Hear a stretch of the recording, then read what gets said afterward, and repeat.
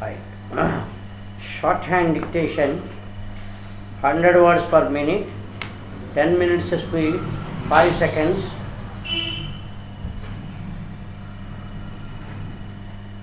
Now, write down. Ladies and gentlemen, it is indeed an honor to address this historic conference and outline our national goals and strategies in the field of basic education. Thanks to the broad vision of our great leaders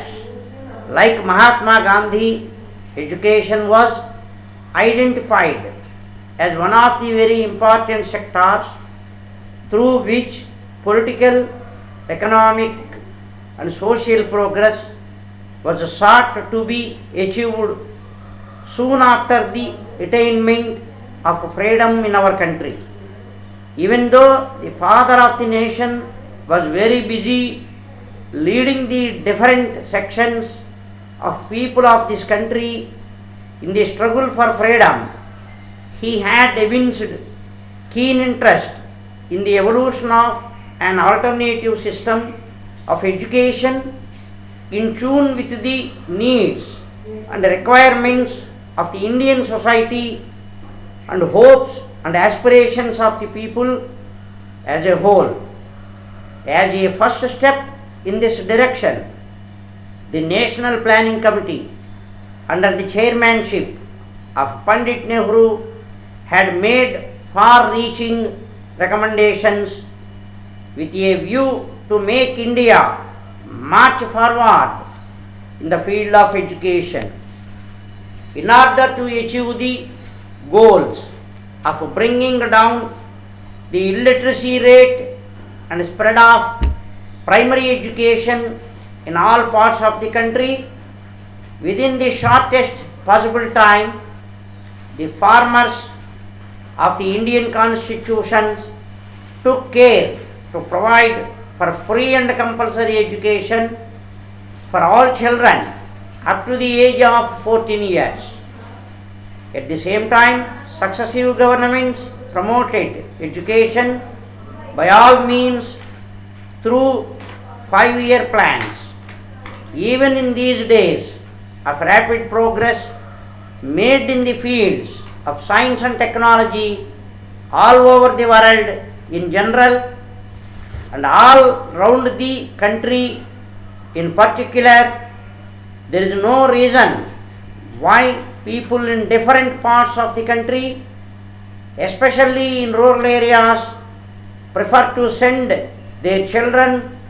to work rather than to school to get basic education. It is needless to say that the very purpose of primary education is to bring about a great change in the living conditions of the vast majority of the people. We have been unfortunately continuing to live below the poverty line. The aim of the government today is not only to provide for the good educational facilities to our young boys and girls, but also help them make use of the equal employment opportunities in various public and private sector undertakings. At the same time, one should not lose sight of the fact that we have still a long way to go as far as strengthening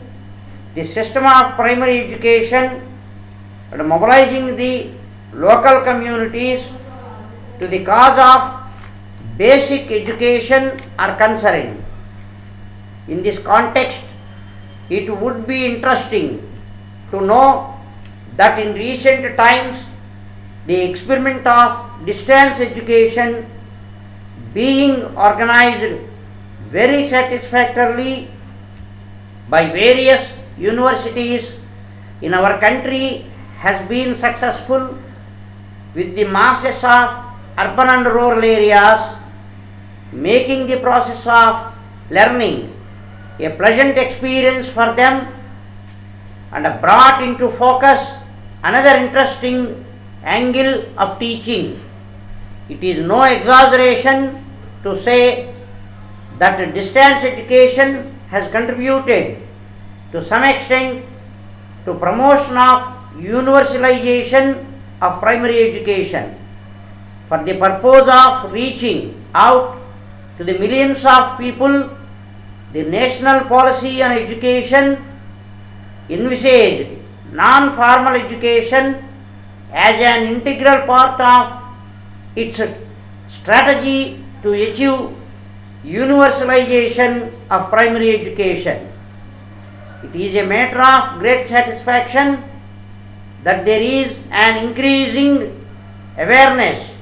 in the minds of the people in our country that education is not necessarily a means to get employment opportunities, but it is an effective tool to bring about quality of life of every section of people in society. It is therefore necessary to give credit to primary education sector for all the positive changes that have taken place in the people in matters like health, nutrition, family welfare, child care, social and personal responsibilities, and above all, mental development. During the last few years, it has become necessary to increase allotment of funds in the budget for the primary education sector to make our dream of total literacy come true and face challenges at home and abroad. I would like to state that I have no hesitation in saying that the nation as a whole will come forward to take up the responsibility of providing resource support to achieve the national goal of basic education for all as contemplated in the national policy on education. Letter dated 29th November 1997 to the editor, The Hindu, Chennai. Sir, it is shocking to read the news item, engineering student commits suicide due to ragging in today's newspaper, which should be condemned by one and all. It is a well-known fact that the ragging menace, which was in practice once upon a time in medical and engineering colleges to remove the fear of new students in the new surroundings and help them establish friendly relations with their seniors,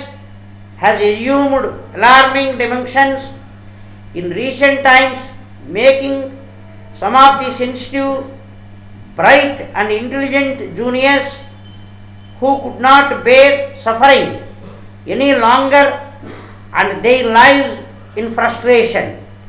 It is surprising that the senior students who were once subjected to ragging by their seniors continue to repeat the same mistake, knowing fully well the damage it causes to a new student. There is no doubt that the seniors derive sadistic pleasure by ragging the juniors. Under these circumstances,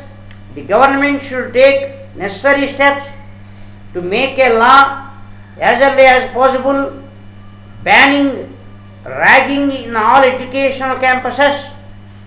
in the state and to award punishment to the guilty, as has already been done in Kerala. As the personality of a student is developed in educational institutions, it is suggested that the central and state governments should initiate a nationwide debate on this burning problem and ensure that a legislation banning ragging throughout the country and awarding severe punishment